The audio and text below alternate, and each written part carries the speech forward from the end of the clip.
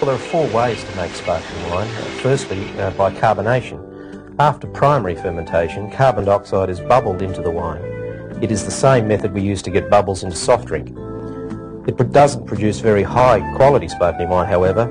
It's more of a beverage you'd find at the bottom end of the sparkling wine market. The second way to get the fizz we love is tank fermentation, sometimes called the Charmat method. This is where secondary fermentation occurs in a pressure tank.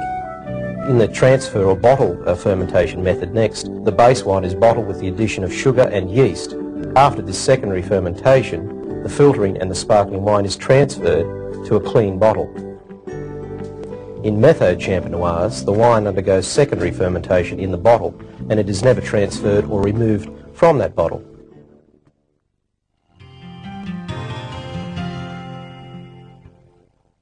As per white wine vinification techniques, you're really making a white wine.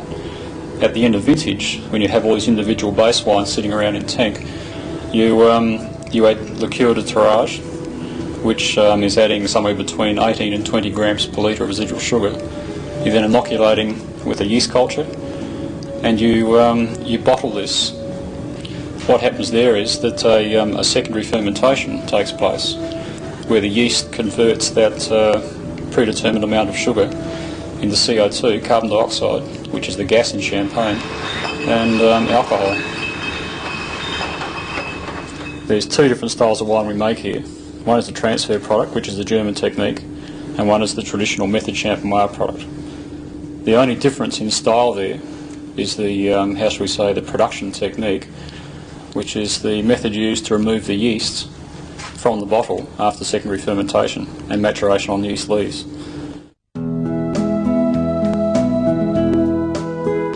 If we just have a brief look at a bottle of champagne which is sitting there aging on yeast leaves, getting ready for disgorgement.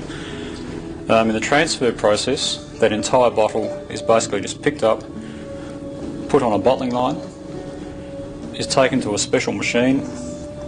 The crown seal is then pierced with a spear, and overpressure is applied, and the wine inside the bottle, yeast and all, is effectively pumped to a pressure tank. From there it is clarified and rebottled in new glass.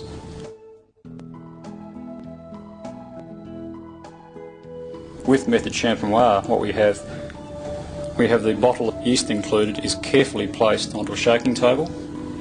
The bottle is slowly inverted, and the remoeur performs the technique of shaking or remoage, whereby the yeast leaves is carefully slid down the inside of the glass to a point where the bottle is deemed to be on point.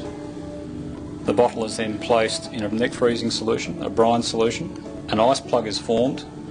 We can then invert the bottle, remembering that the yeast leaves is trapped in the ice, top of the bottle.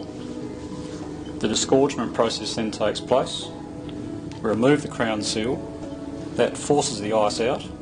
The same bottle is then placed on a bottling line, liqueuring or dosage occurs, the cork is placed in the bottle, and it's basically expedition champagne. I think one important distinction is that with method champenoise, as in all good winemaking, you are not subjecting the wine to excessive movement or abuse, if you like. It's in that bottle, it stays in that bottle. There's no pumping going on, you're not transferring to a pressure tank. It is really the fine way to make a premium sparkling wine.